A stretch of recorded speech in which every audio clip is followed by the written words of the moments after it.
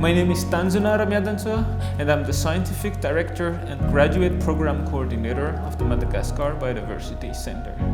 The success of an institution correlates with the quality and quantity of its scientific publications.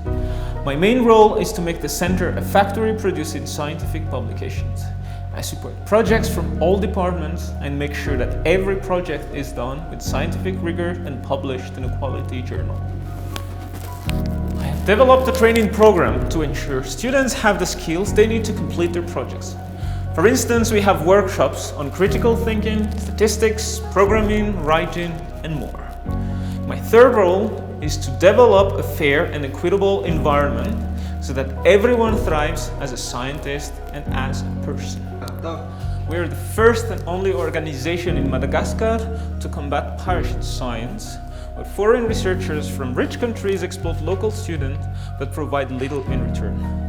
To build community, the MBC holds weekly seminars, journal club, and sponsors running groups, soccer games, and basketball games. We aim to become a center of excellence in research, and the role model of our research is done in Madagascar by Malagasy people.